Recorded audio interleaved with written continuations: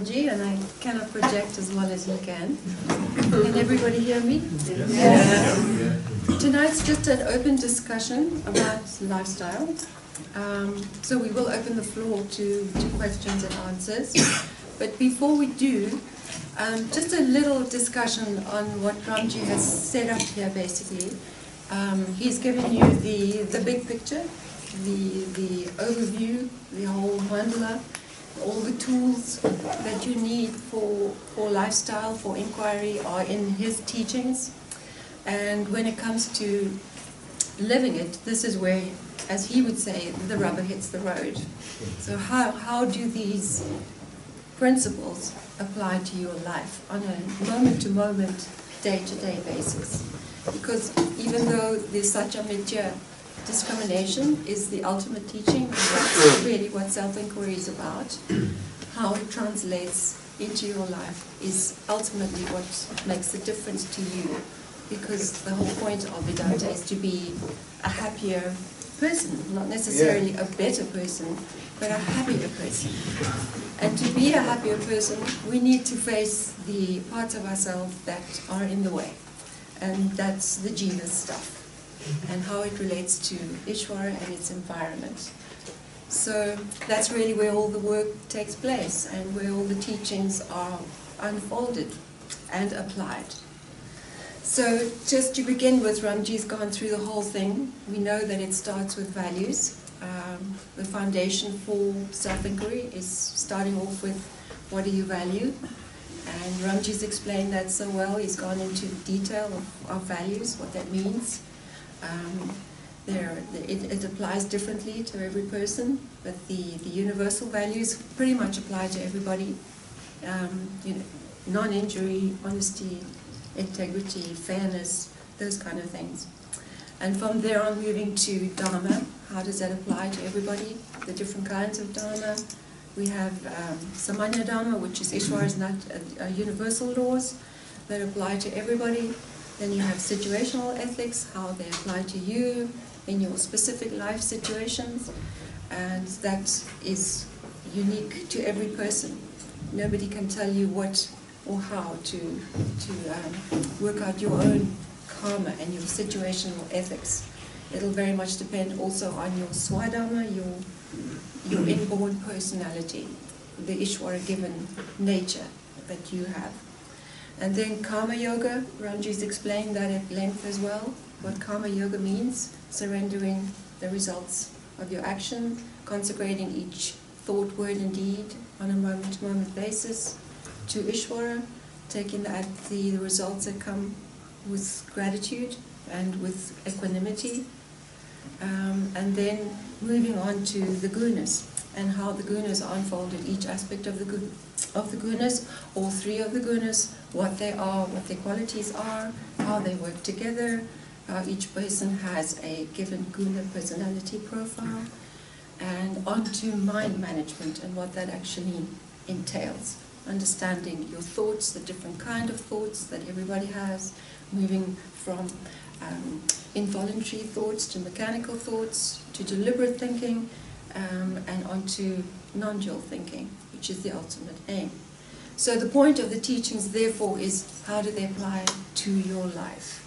And we can look at specific life situations, the main topics being relationships, stroke sex, that any kind of relationship, whether it's family or intimate relationships, moving on to work and money, moving on to entertainment, food, big one, nutrition, health, exercise, devotional practice, any lifestyle issue really that you need to discuss or feel like you have a question in keeping in mind that the principles that have been laid out for you are the tools that have been given to you to apply to your teachings. You have been given the keys to the kingdom, so to speak, and it's a question of how you use them. Because if the knowledge sits from the chin up, as I call it, it's not going to help you much in your lives. If it doesn't translate into your life, you can study Vedanta until you're 100 years old, but it's not going to make much difference to your experience. And after all, that is what moksha is for. It's freedom from and for the jiva, because we have compassion for the jiva, even though we know it's not real, and we want it to have a good life. So how do we do that? So we don't have a whole lot of time tonight, and I don't need to go over all the teachings because Ranji has already laid the foundation and given you the tools. So we'd like to see tonight, just as a test, if anybody has specific questions, if we can start guiding them in a direction to keep them on topic. Obviously we can't get into hugely personal issues. I don't know if that benefits anybody or yourselves. But I think it would be good if somebody has questions, that we could sort of just kick it off with the question. So, does anybody have a question? Yeah, if a very strong desire comes up, and you know that this desire is not going to help you in any way, that if you do what the desire asks you, that you will regret it or not feel good about it or whatever.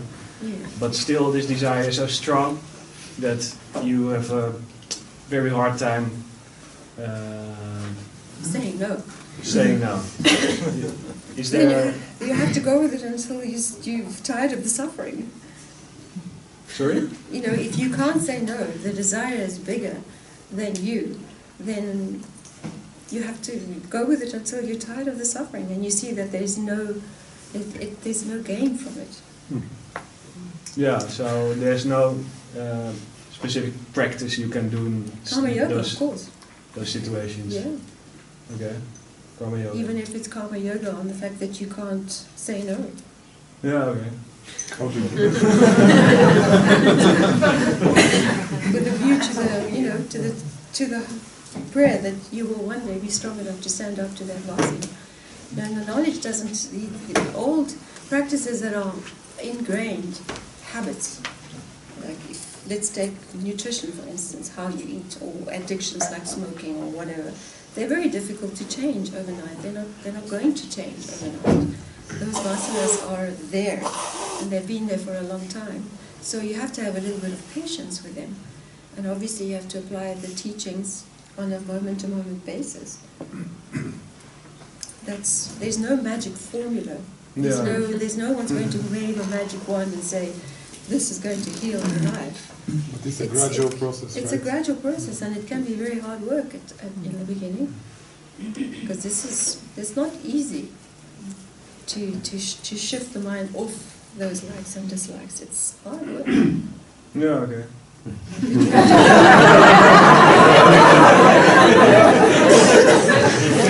If you want a quick answer, then that's not, there is no quick answer.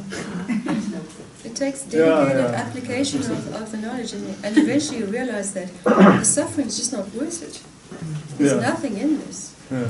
And the desire to be free of it will one day be strong enough to stand up to that. I mean, Vedanta does require certain qualifications for self-inquiry, and one of the main ones is that you've seen that there's no joy in the object, that you've negated the value of objects. You realize that you're not going to gain anything in this world, that the joy is just not out there, it's in you. So whatever it is that you're chasing, whatever desire it is, it's a dead end. Yeah. Because you are what you seek. Yeah. But it takes a while to get the jiva in line with that. That's why cleaning up your lifestyle is not an easy thing. Even for many people who have really gone to the teachings and they know they're the self, they still have residual jiva stuff to clean up. And you could say, well, it's not real and it doesn't matter, and I'm the self and I'm not the jiva, so who cares? But how free is that really if the jiva still, suffers agitation or is conditioned by the gunas? Freedom is not that free. So as unreal as this world is, the jiva still lives in it. And to be free of it, you have to be dedicated to self-inquiry and just keep doing the work. Okay.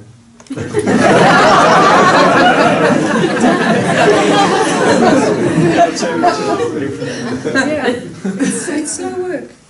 Some people take decades to get through it. Some people get through quicker. It depends on qualifications. You know, how tired you are of the world and how much you see that there's no answer there. Just Is that related to a specific lifestyle issue that you ask the question? I guess so. Do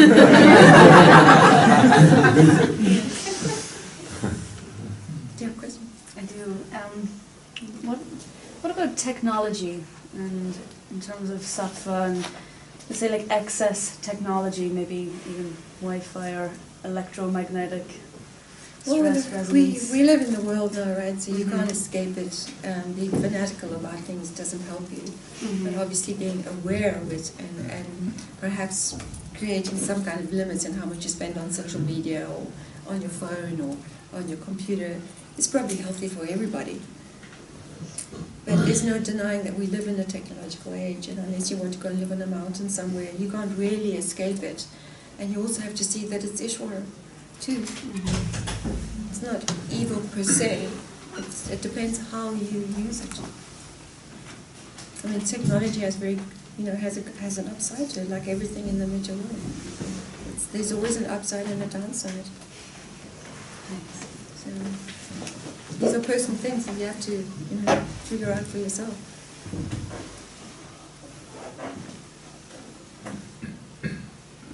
Isn't also with technology you monitor its effect on you, the person? So Yes. What he is able to manage healthfully with technology might be different for me, which is why you can't put a limit on it. If social media is really making me traumatic, then I personally must stop with it. Yes, but the danger is also that we're unaware of how things affect us, because we don't really see the unseen effects, and there's a tendency in most humans to normalize the abnormal. So you don't actually realize that this is really bad for you, and maybe for the others around you. If you're a parent and you have children and you don't set boundaries for them. So yes and no. Because I don't think it benefits anybody to be on social media, on their computer, or on their phone all day long. If you're talking about that specific technology. So, but yes, essentially yes, everybody will respond differently to situations like that. See, it's difficult to ask questions about lifestyle. We've had this before. There's one. Yeah. There's one question here. This one first. Thank you. I'd like to ask just a little bit more about the application of karma yoga in everyday life. Yes. Because just from the basic points of the consecration of one's actions and also the consecration of and surrendering the results of one's actions Yes. To Ishvara, God, things like worshipping parents and things like, those basic things. It just made an impact on me because I realized I don't actually do that. Yes. No one does, and I grew up in a culture that tries to do that, and I can see that India does it all the time, and highly developed spiritual culture. But actually, to start doing that in my own life, I find it really, really good. So just a little bit, let's say, you wake up, I tend to sit in the morning for a while, meditate and things like that, and so is it a good time to do, Ramji pointed bits about it, but just practically, is it a good time to consecrate a day to Ishvara perhaps? So how does that work in practice, consecration of your actions, or is it all the time, every day, or how, just... Karma yoga is a moment-to-moment application of the knowledge. It's really how you live your life. But if you're talking about karma yoga as a devotional practice, well, your life can be a devotion. If you practice your life with a karma yoga attitude, it is a devotion to Ishvara, because you are really handing it over to Ishvara. And it belongs to Ishvara anyway, so there's no real handing over. But you're handing over the idea that you are in control. And it's a huge relief, because it's Ishvara's job to do your life, it's not your job. So in saying that you are wanting a specific result, you're actually saying that you know better than Ishvara what your karma should be. And you never do. And Ishvara will give you what you need, not necessarily what you like. So it's actually the greatest gift. Karma Yoga is such a boon to everybody. It should become such a relief to know that you can take action with a good heart. When you know it's dharmic, when you're acting in tune with your swadharma, and you know you're doing something that is correct, you're taking appropriate and timely action, and you put it on the altar of life, and you say, Ishvara, you deal with it. And whatever comes is going to be right. Even if I don't like it, or the people involved don't like it, it will be right. It is the greatest gift for any human being to have this knowledge. And then it becomes your devotional practice. And you can actually put it into a ritual, like having a little altar where you say a prayer, or you just say thank you, or you light a candle, or you sit in silence, or you chant a prayer. It doesn't matter, because Ishvara doesn't mind. In whichever way you worship Ishvara will come to you and be happy, because everything's Ishvara. So you're really acknowledging that the field is Ishvara, that even though you know you're the self, and this is an apparently real world, it's still all Ishvara. And so you consecrate your life in that way. And it's a very, very beautiful practice. It takes away it's the only way really to take away the stress and the strain of the existential angst of the doer. Like, am I doing the right thing? Is it right? What's coming back? It doesn't matter what's coming back. That's Ishvara's business, not yours. So it really is a moment-to-moment thing, because our lives it's all about thought, right? This is a thought universe. So it starts with how, obviously, you may not always catch a thought before it happens, because you don't have control over all the thoughts that happen. But certainly as they happen, you can consecrate them to Ishvara. And if you decide, well, I'm taking a stand in awareness and I'm going to take the opposite thought, then you do so with the Karma Yoga attitude. And then your words will follow and your actions will follow. But it starts with the thought. Before you speak, before you act. Sometimes you have to do it after you act, because you already put the karma in motion. But it's not too late. And also Karma Yoga cannot be used in situations that you're hiding out from your karma. Like in situations where you have to change circumstances, say you're in a job that you're unhappy, or a marriage that is not correct for you. You cannot say, well, I'll just consecrate this with the Karma Yoga attitude, because perhaps the appropriate action in that instance is for you to move on. Then Karma Yoga doesn't tend to work very well for you. So it's a question of understanding your own motivations and where you're coming from, and being honest. Thank you. You're welcome. So, there have been many instances in the last few years where I've woken up about 3 or 4 o'clock in the morning with an intense fear, and I don't know what the thought has been before. Yes. And applying Karma Yoga at that point, because the fear can be, I'm sure it's a fear of death, but I'm not sure what the fear is. It's just beginningless ignorance. It's ignorance. We call it free-floating anxiety. It's a universal vasana. And it comes with the territory of being human, because this is an unpredictable world. Nothing stays the same. You never stay the same. The body never stays the same. You don't have control over the objects. So the jiva, if you're identified with the jiva as a body-mind, you're in trouble, because you can't count on anything. So fear will be your constant companion in life, because you have reason to be worried.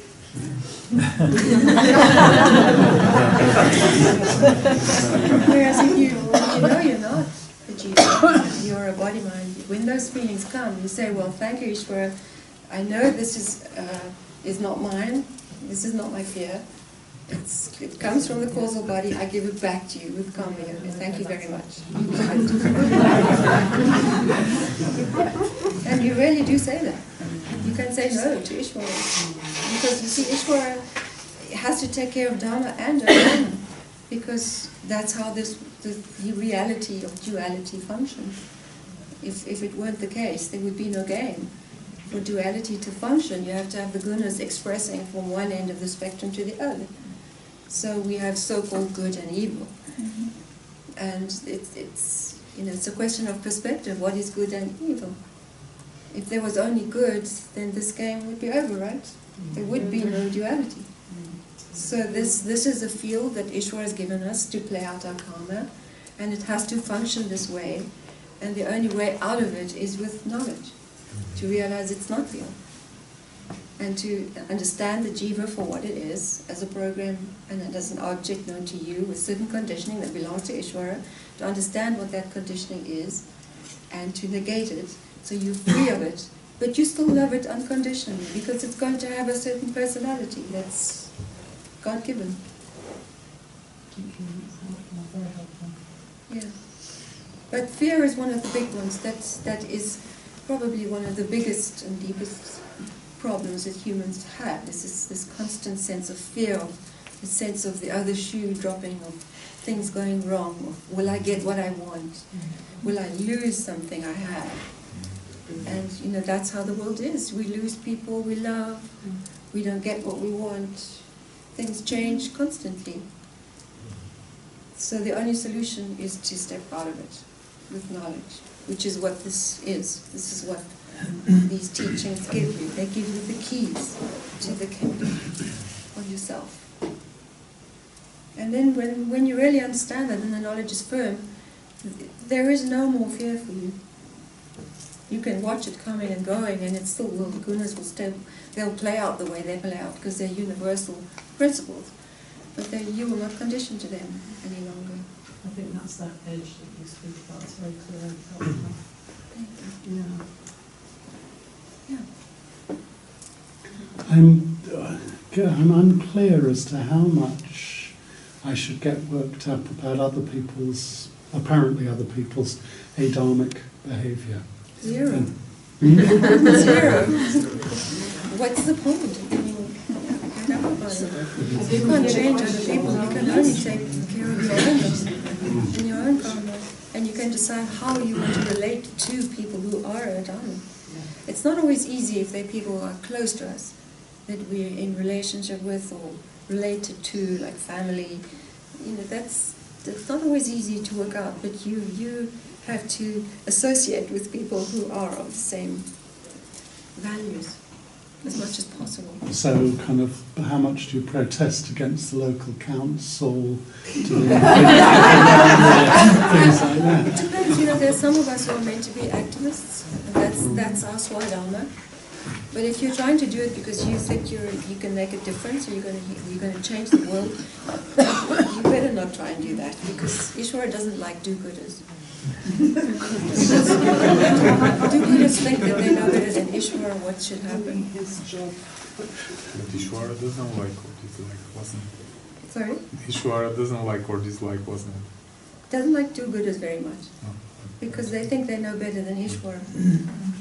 It's different. It doesn't mean you can't help or you can't do good, but it depends on your motivation. If you're doing it from the place of or the idea that there's something wrong with the world and you have to fix it, it's not a good idea. No, but if there's blatantly things that are creating more suffering. Yeah, well, there are things that you will know that are dharmic for you to do.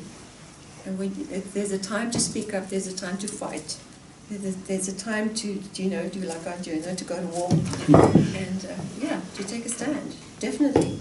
And not avoid conflict. And there are other times that it's better to walk away from it, because it's none of your business and you're not going to make a difference. You'll only make it worse. It all depends on motivation and values and karma yoga.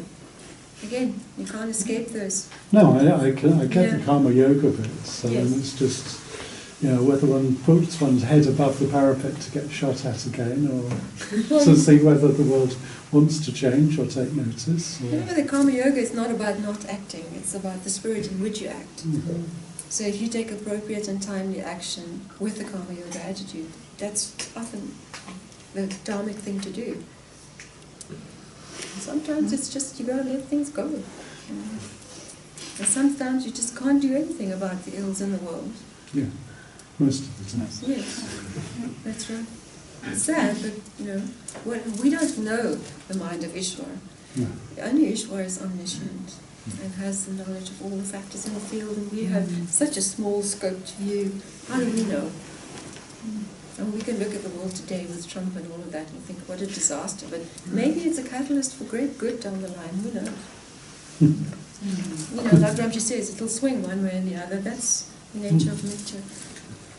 It's more when it's sort of fairly close to home and how much sleep do you lose, how much... The whole thing about lifestyle issue, about self-inquiry, is to aim for peace of mind, right? Yeah. You want to aim for sattva, so that's the guna you aim for. That's the springboard for self-inquiry.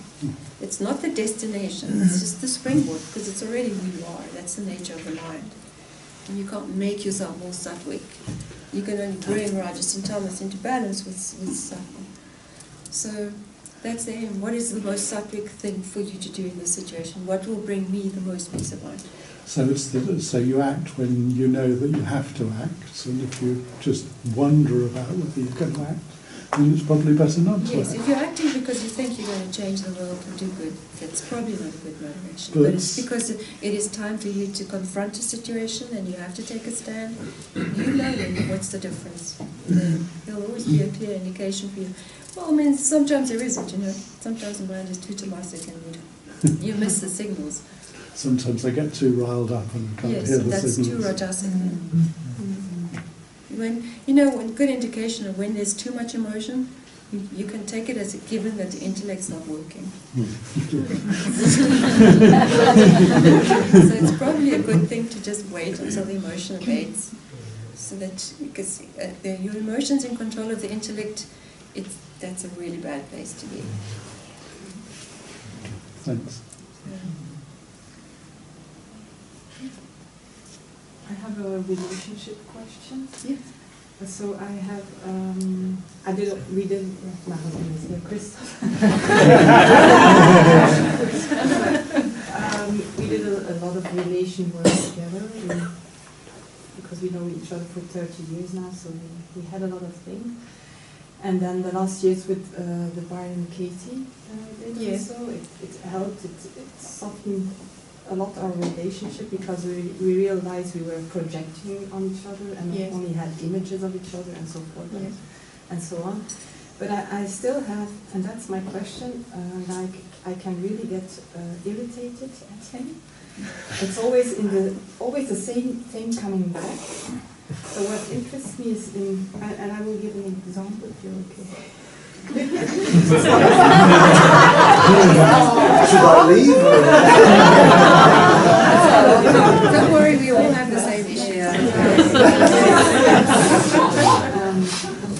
So it's like here we are doing Vedanta together. It's new to me. He already read the book, and so I didn't. And then we get up in the morning, and the first thing we do is talk about it. Now I realize it's not a good idea. We should be a bit quiet in the morning. But we get up, and because we like it and we're a bit excited, and then I say something about Vedanta that I understood, and he says, "What do you mean by that?" And then I try with my own words to repeat it, and then he says again, "What do you mean by that?" I start to feel warm. And the third time I hear myself say, "Drop it, you don't understand me," or something like that. And I feel irritated. And then we get in silence, so we learn that. But still, my question is, if I put it in Vedanta, it seems like a small thing, but it comes back, and it's always the same thing. Like I have the feeling I don't express myself in a way he can understand it. If it's about knowledge, then, no? Yes. Because I always want to go to the practical side of things, and not only in the theory. So the question is, how could I put it in words here? Like, what is the Vasana or the Karma Yoga on this? We had a discussion earlier, and you've really jumped into Vedanta, into the deep end, right? You haven't really read any of the books yet. You haven't done any of the preparatory work, so to speak. Mm-hmm.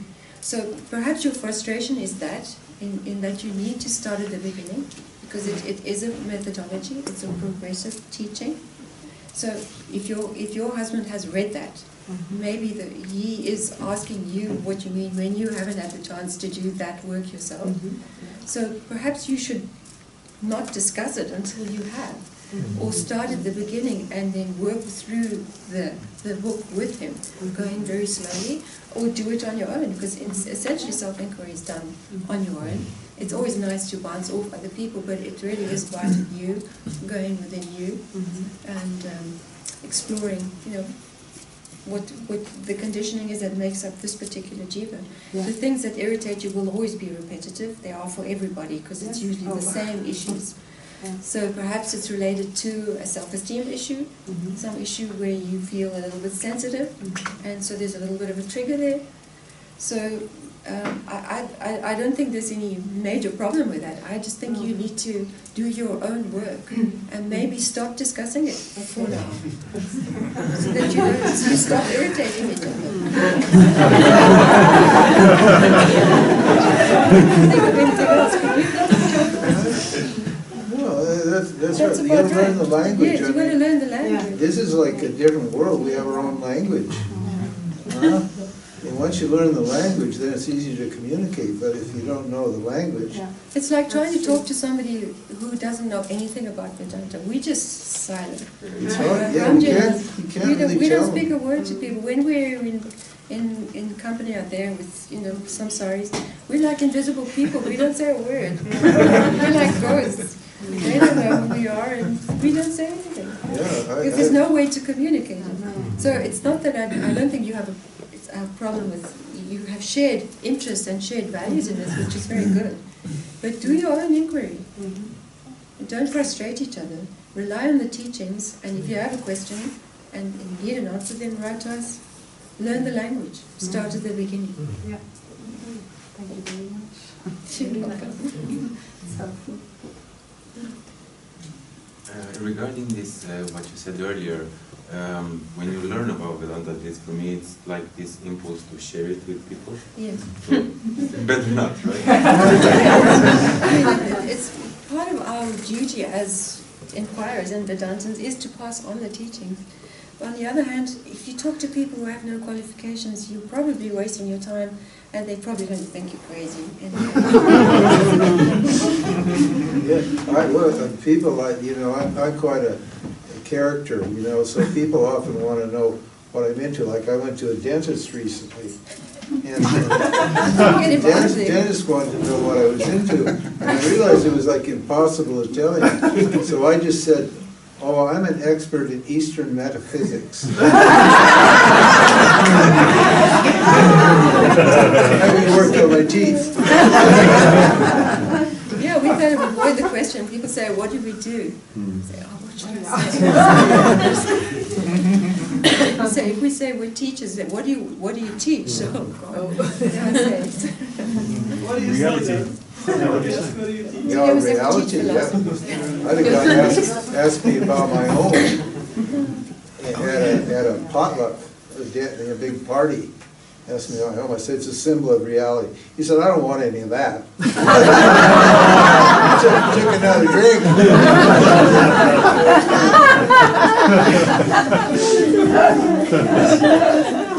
Yeah, it is a different. It is a language. And the terminology for Vedanta is very important. So you should maybe start with something like the Tattva Bodh, which explains the language very well, the terminology. It's a really great entry-level book for the language. And then, of course, the Essence of Enlightenment, Ramji's book. You'll find it on the website, I think I told you. But it's also available as a 12-month course. So it'll really help you understand what questions you should be asking, and it also gives you the answers. So it's great to work with reading the book. And just make it your main aim.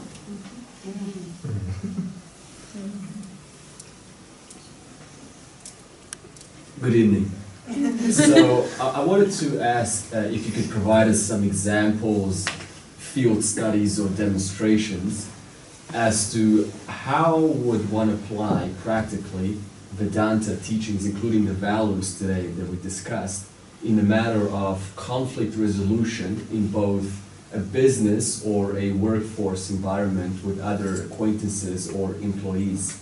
How would we, for example, if I'm confronted with a situation where I'm disagreeing with somebody in my job, how would I apply Vedanta, if you could provide us some examples, to walk away whereby we're both happy and we're both resolved it in the light of the knowledge of Vedanta that we've studied? Well, assuming that you'll be dealing with somebody who has no clue about Vedanta, right? So you would have an understanding of the teachings and you want to apply them in your environment, where the knowledge of the gunas and karma yoga would be essential in that. You apply the teachings, because if you understand the way the gunas work, they work out in very predictable ways, with very predictable thought patterns and emotions that go with each guna. So if you have knowledge of how the gunas work, it's like being clairvoyant in a situation. You know how things are unfolding. You can see, okay, this situation is extremely rajasic, this situation is very tamasic. I need to bring in some sattva. Or, if it's very rajasic, I need to bring in some sattva. If it's very tamasic, I need to bring in some rajas. We always say that the guna knowledge could be incredibly instrumental in the human resources fields, if people could apply them in a very practical way, because they do have a very practical application, even if they're separated from the doctrine, because they're universal principles, and everybody really knows those energies, even if they don't know them as gunas as such. So it would be for you to apply that knowledge in your specific situation, so that you can relate to it in a way that's dharmic for you. You might not always be able to change the whole situation, but you could certainly apply the teaching so that you walk away satisfied. Maybe the other person won't, or the situation won't, unless you can teach it to the people you work with. Or can you provide us an example as to how to apply the guna knowledge? Well, you need to learn what the gunas are, how they manifest. Ramji's explained them very well in his book, the Yoga of the Three Energies. I'm about to bring out a lifestyle book on the three gunas. And in both books it explains that you can actually separate them, uncouple them from the doctrine, so to speak. And you can apply them in a very practical way with secular karma yoga to samsaric situations, with people that are not inquirers, in other words, worldly people. We don't know of any field studies that are going on per se. I don't know of any. Give an example of a problem and see maybe somebody can tell you how to solve it. In general, in a conflict situation, in like an office or a business or even a family, it doesn't. Are you talking specifically in a business situation? Well, let's take a business situation. Let's just say that a customer is not happy with my service, and I've done all I could to satisfy their needs, their wants. And despite the fact that they're still negating my offer, and they're still presenting themselves in the light that is negative from my point of view. So in that moment, my question is, what would one do, or what could one do in order to diffuse the situation in the light of, in this example, the three gunas? Well, you need to bring in some sattva into that. Bring in some peace. Which means what? Calm the person down, but with kind of language that is not confrontational, that tries to please them. Explain that you've given all that you can. Could the person please just explain to you exactly what else they want? And I mean, there are some people that you're never going to please, right? So what can you do? They're just difficult customers. No matter what you do, you can stand on your head and you won't please them. So within the possibilities of what you can provide for them in that specific service, you say to them, excuse me, madam, sir, madam, whatever, this is my, I'm really trying to please you, or I'm trying to serve you to the best of my ability. This is what I've offered you. Can you explain to me if there's something that I'm missing? Just in conciliatory language that brings a kind of clarity and peacefulness to the situation. Not all situations can be resolved with it, because there has to be What about give you your money back?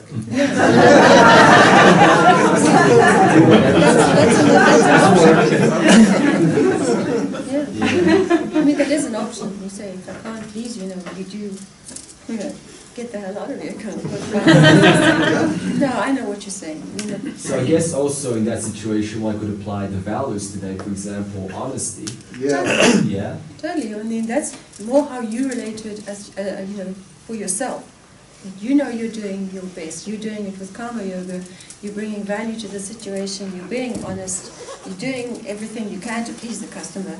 Beyond that, if they're a difficult customer, you say sorry and I can't do any more than this. And anyway, the results are not They're up not to in me. your hands, exactly. Yeah. Yeah. So it's always karma yoga and Buddha Well, knowledge. you want to please them. Yeah. You want to make them happy, but some of the people, the issue that they're making with you isn't the real issue. The real, Never is It never really is the real issue, what they're arguing with you about. There's always some subjective problem that they have. And this is a proxy for that problem. So at some point you just got to say, no way, too bad, don't contact me again, and slam down the phone. You know? Yeah. But I had the same problem in business. I was a small businessman and doing service work for people. It was awful. But I just, the karma yoga solved my problem. And I was always polite and friendly, and they could have your money back or not. And if they were just being jerks, then sorry, beat it, get out of here. It's also okay to stand up and say, look, I'm really, really difficult and I can't please you, so perhaps you should take your business elsewhere. It might not make you popular with your employers. I just wanted to add, if I may, do forgive me, because I used to run a business myself in property, and there's always a lot of money involved, and people get very emotional. And one of the things that I realized was, I read something about the Catholic Church, and the cardinals, when they meet with the Pope in the meetings, nobody's allowed to raise their voice. On any occasion, that even means if Catholicism is expelled, in the biggest disasters, there have to be even and quiet voice. When I realized that, I began using it in business, and it helped me no end. So, for example, in a tricky situation, when the negotiations are going badly, speaking in a low voice really has an effect on people. I mean, that's just a little thing. You know why? Because it keeps emotion out of it. Emotion out of it. Even if you're feeling emotional inside, you're keeping that very calm, separate voice. And you're managing the gunas that way. You're actually bringing the other gunas into line with it. Exactly. So that, again, it's emotion control is a big one.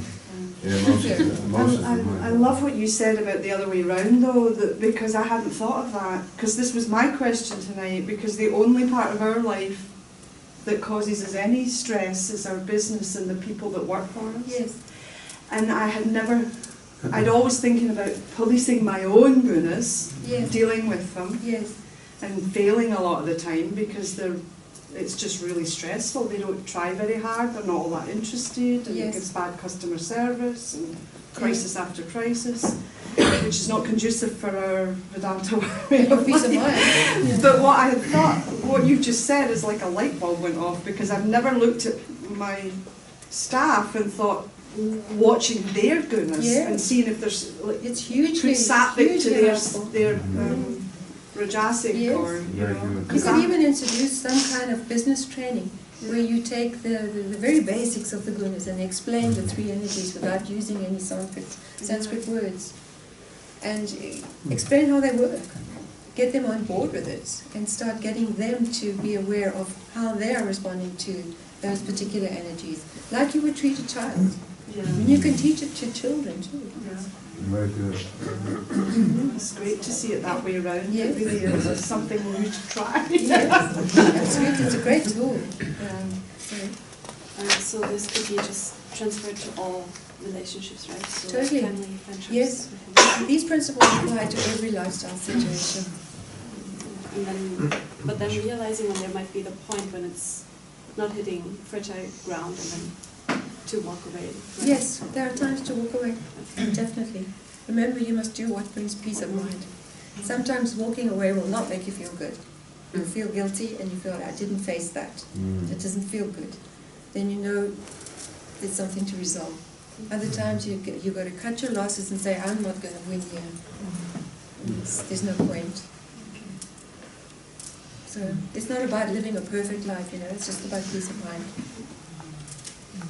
Sorry? How can we teach our children about the gunas? Yes. For me, I would make them into again, like use symbols for the gunas. Kids like something from Disney characters. Disney World is actually twigged on to if you look at the cartoon world, you'll see they have all the characters are there. Highly Rajasic, very Tamasic. They're all there. So you could explain to them, when you're like this, you're not thinking very clearly, and you only want what you want, and you're like this, and you make a character. You say, when you don't listen to me and you are being very stubborn, you're like this, and you find a character that suits that. And or sattvic, when you're listening and you're very happy, this is how you are. So when these gunas are playing out, you can say, you see, you're playing out like this one again. So bring them, just teach them some kind of self-objectivity about what's going on in their minds. So make it into kind of a game, but it will be hugely helpful for them to be able to see, well, hang with it, and they'll want to respond to it, because even children know, they know the self. Megan's very good with children. I tell her she should be in charge of all the children in the world. What I do with my children is I teach them how to manage my guna. So if they come at me with massive rajas, I've explained to them what effect it has on me, and therefore they don't get the result they want. So they are therefore watching me for my goodness, and they know if they want something from me, they must come to me with sattva, which brings my sattva out, which gets them the result they want. And they're clever. They know what to do to get what they want. So they have to manage me. They think they're managing you, but you're actually managing them. Either way, we're all happier. Yes. It doesn't matter. So it doesn't matter who's doing what, but they know how to manage me, and then it works there. But have you actually explained the three gunas to them in any way that they can, in a simple way? I just use the normal, I just use sattva, rajas. We don't do Disney much, so it doesn't mean much. It doesn't matter what you use. But they understand the feeling of rajas, they understand the feeling of sattva, and the effect that it has on their life and their siblings. This is the thing, everybody does know the three gunas, because they're just common sense. I mean, we all experience them all the time. 9 and 7 boys. And they're boys, and they're very majestic, but they know how to manage each other. We all manage each other, and we use this terminology, but they understand it. Yes. So, do that in a workplace.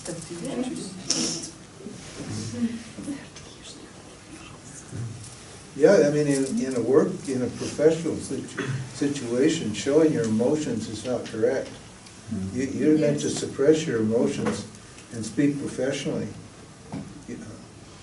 So, that's called manners. I mean, if you have good manners, you're already in harmony with Dharma, because you're able to listen carefully, with dispassion, and you're able to present your viewpoint very in a quiet, soft, gentle voice, in a pleasant, low voice, and that basically changes the whole dynamic of the situation. Well, it does in any situation. As soon as emotions are in charge and they're hyped up, you can bet that discrimination goes out the window. Yeah. So, in a relationship, work, children, whatever, the thing is to do is to bring down the emotions first. And manage them with guna knowledge, because all emotions start off as thoughts, and all the gunas have very predictable thoughts and emotions that come from the thoughts. So it's quite easy to identify them, and once you do, you can look at any situation, like you have X-ray vision, you can see what's going on with everybody around you, and you know how you're relating to it. You can know, what guna you're in, you can see what's happening in your environment, which is the field. And then you can respond appropriately. But as long as you're emotional, not possible. So that's the big thing. The gunas are about emotion management, really, mind and emotion management, thought and emotion management. That's what it amounts to. A happy life amounts to managing your thoughts and emotions. managing the goodness. Bearing in mind that kind of peace of mind is the ultimate state, is the ultimate state.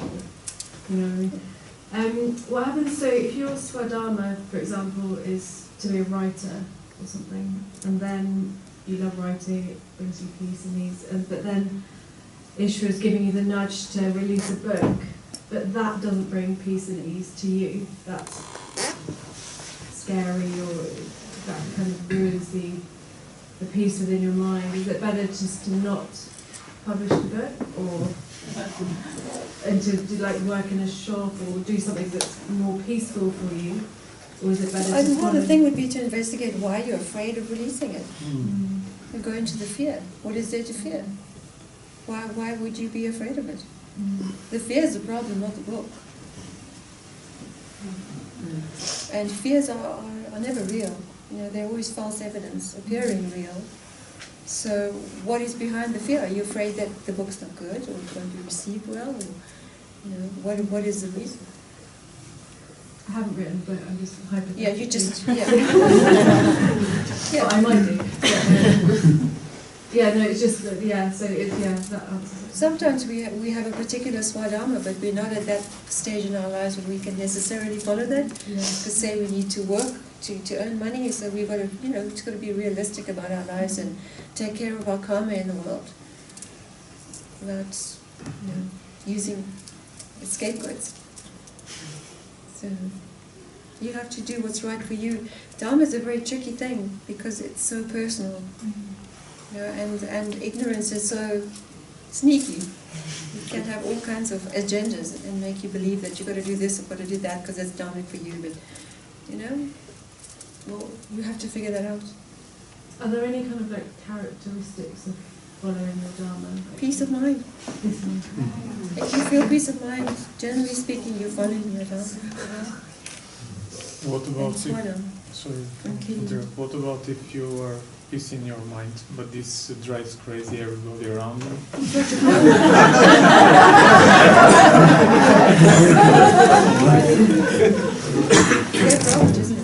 Well, in a way, yes, like, until it becomes yours, I suppose. Well, what can you do? You can't manage other people's goodness or their karma for them. You can only manage yours. So what, you want to have an agitated mind so that they don't feel so bad? You know, that doesn't work either. Yeah. You have to do what's right for you. It often causes problems in relationships and in marriages and in families. My family I don't have much contact with them. Since I met Ramji, they think I'm with the cult leader.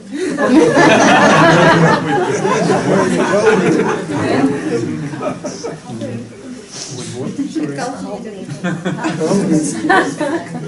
Because my ones are getting crazy when you like just staying there and being fine with nearly everything. So I don't know. Sometimes I'm just wondering. Yeah. Who goes crazy? Your friends and your friends. Especially when I work sometimes with the big tools, with doctors, and they totally if you don't get the emotion. It's difficult if you're in a work environment like that. We try and encourage people to associate with people of like mind as much as possible, because the gunas are quite contagious. You know, if you're feeling peaceful and you're with a very rajasic person, after a while you'll start feeling that raja stomping into you, and it's hard work not to condition to it, and we don't like working hard, so we avoid situations like that. You know, even though we're trigunatita, the gunas are still there. They're still. How do you then deal with this if it is because it's my work and normally even I do. You can't change your work, then you just have to adapt to the situation as peacefully as you can. Go under the radar. Pretend you're not peaceful when you are.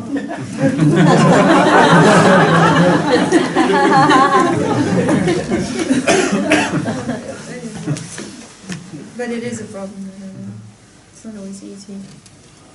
You know, Vedanta is not a magic fix for your life, unfortunately. It's about accepting the world you're in, seeing them as the self, seeing they can't be any other way. And that's also the self-talking and the manic activity. For me it helps a lot. Personally I feel very good. You see it confuses the surrounding. sometimes. Say that again, you feel... I feel very good with myself, but Yes. it confuses the surroundings. I think. Then they are Yeah. confused. Well, then that's really not a Because they don't problem. If understand. it doesn't bother you, then I wouldn't worry with it. Then that's good. The problem is not in my television.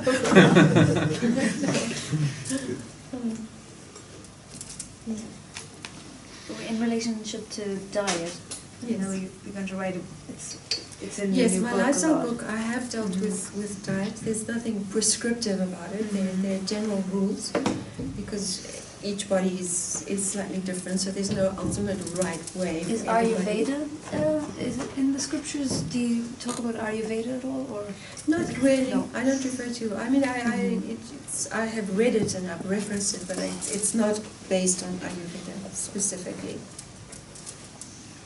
Yeah. It's looking at the macrocosmic field and the natural laws that run in that field and how they relate to diet. Looking at the different attitudes towards diet and the best attitude that works for you, given the knowledge that's the knowledge that's available. And making informed decisions and really working out for yourself what works best by understanding the gunas, seeing the unseen effect of foods, how you feel if you eat this kind of food, how you feel if you don't eat that kind of food. You know, working it out slowly to see what is the way your mind is most sattvic. Because it's not about getting a perfect body or attaining ultimate health. It's about peace of mind. And if the body is not well, then it affects the mind. The gross body will affect the subtle body if it's not well. So, and you know, you don't want to walk around in a body that's breaking down. It's not much fun. So, you want to look after it with knowledge. I mean, one thing I could maybe contribute here is that what we talked about, living up to an ideal, is very dangerous. Yes. You know, like veganism, for instance, that's an ideal. It's an ideology. It's an ideology, it's an idea, it's a concept. And so, you know, maybe that particular idea, a radical application of that idea is suitable for you, but maybe it isn't. So you don't, So I think what You need to investigate the principles involved and the knowledge that's behind it and work it out if that really works for you. Because there are certain nutrients that everybody needs, and you need to get them from somewhere. So if you have a very, very strict attitude in veganism, and it sometimes can be dangerous to your health. We certainly come across some vegans who have destroyed their health.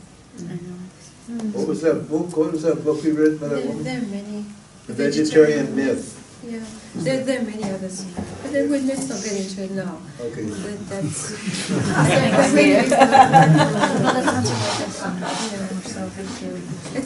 it's quite a comprehensive section. The book is actually 3 sections, and the last section is all on the gross body and everything that affects the gross body, of course, diet being a big one. Well, refer to your article on the website. You could read that. There is an article on our website which has been modified and improved in my book, but it's called The Morality and Politics of Food. I've read it. Yeah. Thanks. Yeah. It's not a feeling good or bad about it, you know, it's really what takes care of the body in the best way for you. Yeah, no, I've done that. Yeah. There are a lot of spiritual beliefs that have become attached to how to eat and how you should eat to be a spiritual person. But we're not spiritual people because we're not people, so it's okay. Anybody else? Sundari, I just wanted to go back to what you were talking about before about applying karma yoga on a moment-to-moment basis. And in terms of thoughts, consecrating your thoughts to Ishvara, is that basically just the recognition that they're Ishvara's thoughts, or is there more involved? Definitely, mind management is really understanding the kind of thoughts that take place. And you know, the mind has, one of the big drawbacks of the mind is that it tends to be run by involuntary thoughts. That's just the way it operates. That's just what's coming out of the causal body all the time. So you want to move from that to then you're having voluntary and also mechanical thoughts, thoughts that you think consistently about things in the same way all the time, whether they serve you or not. And you want to move that thinking towards deliberate thinking, which you do with guna knowledge and with taking a stand in awareness and practicing the opposite thought. That's very much part and parcel of karma yoga, is learning to think deliberately. Of course, no thought is ultimately meaningless. All thoughts belong to Ishvara, but you can definitely choose to think a way that brings you peace of mind. If you have very agitating thoughts and you take a stand in awareness, you do so with the karma yoga attitude. I don't want that thought. That does not make me feel good. So I'm going to think this thought. And you keep doing that. Karma yoga is really it's a thought by thought process of a victory over that part of yourself. And so that choice to choose a different thought would be your worship of Ishvara. Yes. Yes.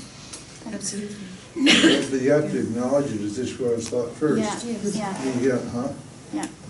Then you can work with it. So you have to take it as prasad, even an uncomfortable thought. Yeah, because you didn't make yourself think that. Yeah, you didn't make yourself think that. Anger or whatever it is arose automatically. So you take that as prasad, and now you can work with it. Yeah. You accepted it. And then it's your offering. Yeah, now you can work with the thought. You can offer back to Ishvara what your view of the subject is, the feeling. Usually you can just put a full stop after whatever it is, whether it's fear or whatever it is, without having to work out all the karma that's attached to it, because it doesn't really matter. Yeah. All you need to see is the origin, which is the guna. Then you can go straight to the guna. Sundari, I heard James say something about music, and that you dissipate your silence if you listen to music, if I understood it right. Yes. But as I am very sattvic and totally peaceful all the day, when I listen to music, it's like the language of God. If I listen to Brahms or Handel or music I really, really love. Totally. Yeah, but how can that dissipate my peace? That's not for everybody. It's not really a contradiction. That's a beautiful way to see it. Absolutely. Yeah. I feel that way too when I listen to classical music. Yeah, but I think that mathematics and music are really the language of God. Well, they're one language really, aren't they? Okay. Yeah, that's a better way to look at it than my way. That wasn't my point, though. Really, my point is that, the mind needs to modify. Now, you're listening to the music for the joy in the music. Yeah. We already have the joy. But the joy is already coming from you. Yeah. So now you could, if you think of it as God singing back to you, then turn it out. That's beautiful. So you're seeing it that way. You're seeing God in everything, and that's superior to, not listening to God. With me, in my case, I'm a writer. I'm a thinker. That's my dharma, and I can't do two things at once. Ishvara is talking to me inside, speaking the language inside, and I'm recording Ishvara's thoughts. But then if Ishvara is singing outside, Ishvara I'm going to listen to, If you listen to music. Yeah. And I have another question, but what is very peculiar is that if I've been listening to a song or a mantra, or even Brahms, not Brahms, but Mozart's Requiem, when I, hours after, the words are playing in my mind. Yes. So I have the whole Requiem in my all the words in Latin and everything, all the tunes. So they are repeating during the night, even when I think I'm asleep. I wake up a little bit and then they are. So is that rajas? Because my mind wants to have something to do. So it repeats the music. Could be. It's not necessarily. It just made such an impression that it created a vasana, and the vasana keeps this playing. is a vasana, a music vasana. I mean, I get that when I watch a movie. a movie's really deeply meaningful, Yeah. that movie will play out Okay. all night Yeah. long. Yes, that's the same. Just made an impression. It just made an impression, creative I awesome. mean, there are some music and some movies that will definitely extrovert the mind and disturb it, and it feels rajasic afterwards. It doesn't sound like that's what it's doing for you. It makes you very peaceful, right? So. Makes you happy, sattvic action.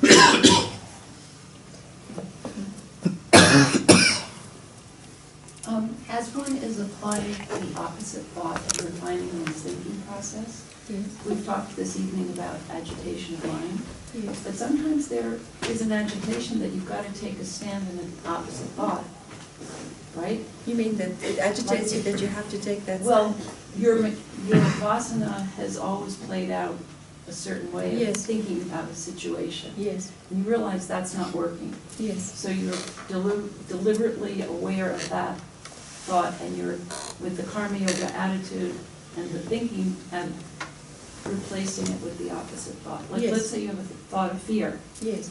The fear of writing a book. Yes. Take that for example. But I know that doesn't serve me. So I need to have the opposite thought. But I get some fear and agitation around applying that and actually acting on that. Well, you see what I'm, yes, it's like stretching and growing. Like sometimes there is not an comfortable. agitation. Yeah, it's not always comfortable. It's not Growing comfortable. is not comfortable for the So mind. when you say it should always be peace of mind, Svadharma is always peace of mind, I can say that my Svadharma is not always peaceful. But ultimately, it'll get you beyond that point of fear. That's the aim, right? Right. To go beyond the fear. And that's where the sattva is. So until you're there, you'll still feel the agitation and the discomfort. Right. As you shift those vasanas and move them around, it's uncomfortable for the mind to change. That's So it why actually goes to the question about what is the fear. Let's find out what the fear is. Yes. Someone asked that this evening. Let's go under what that is. Yes. Absolutely, that's whatever fear springs up next, it's still fear, right? It doesn't matter what it's about. So that's just the ego putting up another bit of interference to prevent you from getting to the peace of mind, which is there, and it's beyond the fear. So you just have to go through it. So there's a bit of leapfrogging over this. Yes, and discomfort. Definitely. Growth is not all comfortable. It's not a better process. The mind will be uncomfortable. And this knowledge, as you know, is counterintuitive. So the ego doesn't like it because it doesn't feel like it's in control, right? And that's exactly what it's trying to avoid. It's trying to avoid the scenario of not being in control. So you're taking it out of the job that it doesn't do well at all, which is being in control. And you're putting it down, there you're demoting it. And then doing that with the karma yoga, consecrating it to Ishvara. Yes. Like Ramji says, we're not trying to bust the ego and get rid of it. We just, demoting Redirect it like a toddler. Yeah. I mean, if the ego doesn't like it, it means you're doing good work. Yeah, expect it. It's usually a sign that you're doing it well. If the ego likes it too much, you're probably fudging it. But can it also be a little bit of ignorance? Because you feel you don't feel good, right? Yes. But that's not the mind, it's the emotion, right? Yes. I mean, maybe the emotions are... Emotion is the mind, really. The mind is, it's one of its functions is to emote. Okay. So. But it can also be a trick, right? I mean... In what way? Because we spoke about the mind being, the intellect being the handmaiden of the... No, it's not meant to be. Yeah, exactly. So can it be a switch in the roles? I mean, you think it's not comfortable and you think it's the mind that, or the intellect that is actually feeling uncomfortable when in fact you're being ruled by your emotions and you want to go with that uncomfortable feeling. You want to avoid... In other words, sometimes you have to go with the discomfort to get to the thought. Yeah. That, can work both ways. It's a question of honesty and objectivity about what's really going on. The mind is very sneaky. Yeah, that's what I'm trying to say. It's hard and fast. Generally speaking, if you're very emotional and emotions are running the show, the intellect's not functioning and probably you're not going to do much discrimination. And it's likely that you'll make the wrong decision about what's in front of you. It's a general rule. Is it like that? That the emotion is like, to me, it's like I see my body is communicating that I'm having a thought that gives the emotion? That Yes, the the thought emotion- comes first. Sorry? The thought comes first. First the thought. Yes, always. Yeah. But it sometimes happens so quickly that you don't catch the thought before the feeling. You have to be very quick to catch the thought. Mostly when I'm emotional, I know there's somewhere a thought doing it. Yes. And that thought's not doing it. Guna's doing it. Yeah. Ishwara's doing it. See, there's no doing involved, Yeah. really. I see my body like a communication, just like it's like a tool. That's how I see it. Yes. Can Swadharma change through a lifetime? Yes. It can. Definitely. Most definitely. Imagine if we had to be all the same our whole life. Yeah. Yeah, when you work out one swadharma, one asana, or one group of asanas, then Ishwara is going to give you another duty, another job. If I was a business guy, I wasn't used to self-inquiry. Yeah. And once self-inquiry came, I realized I wasn't a business guy. So I lost interest in business.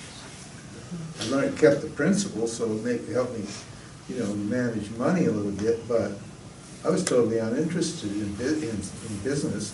I only became interested in self-inquiry. So my swadharma changed in my mid-20s. I went from being a business guy to an inquirer, to a self-inquirer. So It happened big naturally. change. Huh? It happened naturally with you. You didn't force the process. You can't really force it. You can't really force it. You don't If decide you're to. forcing it, it's not. It's not doing it as a doer. Ishwara does it. So when you become dispassionate about something, it's actually not, you just be comfortable with it and kind of not be attached to it, right? Yes, you're not Because attached it's to the outcome. I feel like in the world where we live right now, it's always like, oh, you're so jumpy and whatever.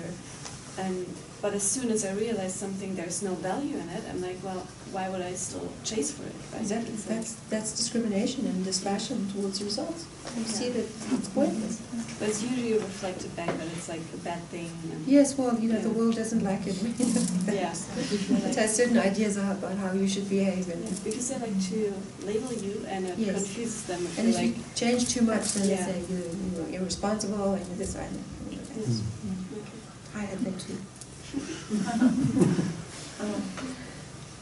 Yeah, I also had my swadharma change completely. I started off as working in my family business, running the office, and then sometime in my early 30s, I overnight discovered I was a sculptor. I could sculpt anything, and it just was there, and people thought I'd been secretly studying it without telling them, and I don't know how it happened. Ishwara just made the talent available at that time. And then I became an inquirer. And then I ran away with the guru. Now here I am teaching.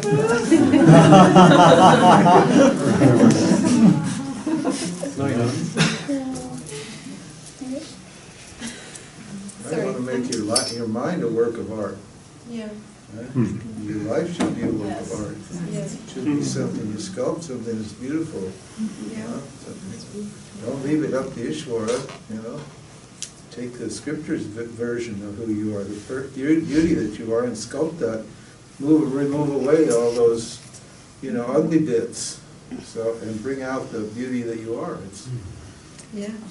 Become a walking altar. A walking altar, life artist. Think of yourself as a life artist. Yeah. You are the altar. And you're going to bless the world if you're beautiful, That's the way it works. And you are beautiful. There's no Yeah, if you are about beautiful. it. Yeah, you become a role model, and people listen to you. They want to, they want to be around you. They want to learn from you. They want that same feeling. Yeah. So it's good for you. It's good for the world. Okay, I think. Yeah, just two more questions. Oh yeah, okay? sure. Would I'm it getting be, sleepy. would it be right to say that the more focused you become on your self-inquiry, the more you're kind of deeply entrenched, the sadhanas get more sort of... Most likely. Yeah. Yeah. Ishvara will step up the heat. Yeah. Because you want to get rid of them, right? The psyche has a drive for wholeness. Ishvara. So once you're involved in self-inquiry, you're prepared to see what's there and clean it out. You get the armor. Or just accept. Well, you can just accept them, but of course, if they're still getting in the way and they're agitating the mind, you need to go into them and you need to render them the vasanas non-binding in light of the knowledge. And then you give them back to Ishvara, because they always were Ishvara. That's relieving. Yes. They always were here. They always were. Yeah. So. Yeah. Yes. Yeah, in your view, is it safe to introduce the Vedanta Sampradaya to our young generation, like our children? Or should we let our children let them find themselves this knowledge, this methodology? So as a parent, would it be valid or smart to start to introduce little, like drip feeding, for example, to our children, so that we can prepare their minds? After all, they're reborn in blind ignorance. Or should the parent back off and just let the child play out their own swadharma and come to this, should they do, by themselves? Well, I mean, you have a role, you have the dharma of a parent, right, is to teach your children and to be a good example for them. So the first level, and possibly the most important level of teaching your children, is how you live, right? And to not teach them this would seem very strange, because it would prepare them and give them the most incredible advantage in life. It's not like you're sending them off to become sannyasis at 5. You can give them a little bit of knowledge about karma yoga so that they can manage their likes and dislikes, and you can teach them a little bit about the gunas and help them to manage their emotions so that they have objectivity. You're not forcing them to become something they're not. You're just equipping them with the most amazing tools to live life. Why wouldn't you do that? They can still come to self-inquiry in their own way. You're not saying, listen, you have to now sit down and read the scriptures for 5 hours a day. You obviously will do that. But if you live a truly dharmic life and you live the knowledge, they will learn from you very quickly. And you set the example, and you teach by precept as well. The values. Teaching them the values. Of course. So That's what I mean. Yeah, well, the values, they see your values. Yeah. You wrote a very good satsang a little while ago on how to bring up children. I can't remember the name of it, but I was very impressed with it. Can you remember the name of it? It's called Teaching Children, which is, well, actually I was asked the same question again, so I've fattened up the article quite a bit. It's coming out of this next lot of satsangs. No, absolutely. Do you have children of your own? Or are you just talking hypothetically? Just hypothetically. It's not about indoctrinating children. This is not a religion. It's not theory. These are the most powerful tools you can have in life. So of course it would be amazing to teach your children. I wish I'd been taught them. But it depends the children as well, yeah, because the children can have different vibes, so they need a different approach, maybe. What do you mean by different approach? Children are different, they're like different humans, so it can be more like this. Yeah, but this knowledge applies to everybody at all ages. It makes a difference in all stages and ages of their life. So even at a small child, if you can teach them to manage their emotions a little bit. It's not easy because children, obviously they're young and they need to express themselves. So it's not like you're going to expect them to be perfect or anything, but at least to give them that advantage of just a little bit of knowledge and to live it yourself. Could you also see it from the side, if you become a parent of a child, that it's kind of meant to be that way? Well, you would be Ishvara then, wouldn't you? You'd be teaching them as Ishvara. Yeah, but because there must be a reason that you have the tools available, and it's not about like forcing it, but there must be a reason that you became a parent of that particular child. Yeah. Yeah, we know quite a few people who have young children. Like Matthias was bringing up his children. Yeah. Like this. I mean, I had an interesting story. I was a young boy. I never had children, but there was a young boy in my neighborhood. I met him when he was 6, and I just liked him. I used to give him a couple of rupees for a piece of candy or give him a little treats here and there. And as he grew up, I bought him a bike and put him through school and various things. But I never talked about Vedanta or anything. But because he loved me, he was interested in me. So when the website goes up and he starts getting in high school, he starts reading the website. And then after a while, you know, once he got a job and so forth, we started having satsang, but I never tried to have satsang with him ever. But because he loved me and he was interested in me, he starts reading the satsang, and it's creating questions. The website is creating questions. He starts watching the videos on YouTube. And now, you know, now he's a young man, he's 21, 22, and he's really spiritual. In fact, I had this vision that he was a rebirth yogi when I met him. I had that thought. I met him behind Ramanashram under you know, in certain circumstances. And sure enough, now the inquiry's there. But I never made a point to try to teach him anything or tell him anything. I just was, you know, gave him love and supported him. And so, you know, and now if he asks a question, he asks intelligent questions, and he gets the answers right away. He's had satsang with Susan here. Susan's a friend of ours, and she invited him to Australia, and they had a great time. And her husband's with him now in Chennai, and he comes over every night for dinner, and they have satsang at the night. And it was just a natural thing. So, you know, precept is the big. I mean, example is the big thing. Yeah. Give them love and appreciate the difficulty of understanding. So don't overburden them. Yeah, don't expect them to Don't get expect this them. perfectly. But little by little, you make suggestions and you use words and so forth, and little by little, you get their interest. Their interest is piqued. The main thing is, if you manage your mind and emotions around your children, you will teach them to do the same. So, yeah. Since I came to this much later in my life and have family, and they are not at all, you know, interested in, I mean, they've never asked me a question of what I'm doing. So I don't think it's my role to, you know, I understand as a young parent. No, I don't think it's your role either. I mean, just, it is by example and yes. I mean, it doesn't make sense. Yeah, I mean, you can drop a few words here and there. One member of the family has asked, and, you know, they're just sort of trick, but it's really not discussed. It's sort of like I'm an invisible person, even though I'm completely involved with the family. Yes. Well, you ran off with the cult guru too.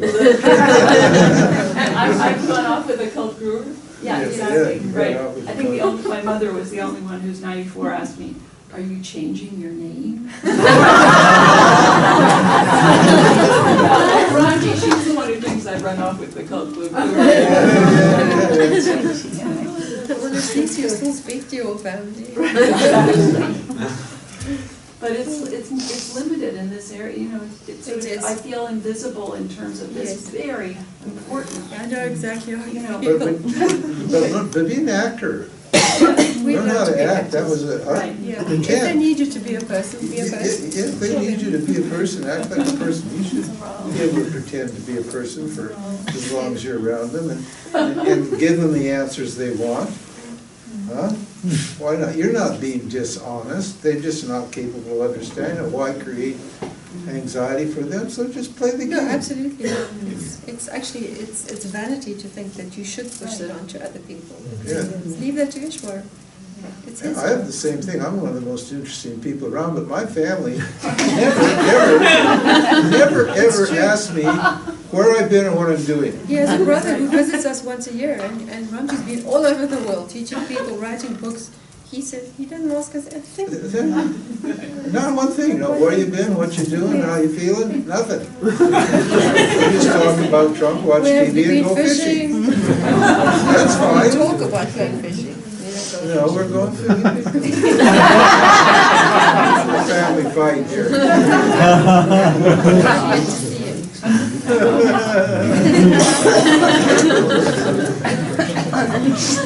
So it's a compassion trumps honesty type of approach. What's that? It's a compassion trumps honesty type of approach. Yes, right? it is.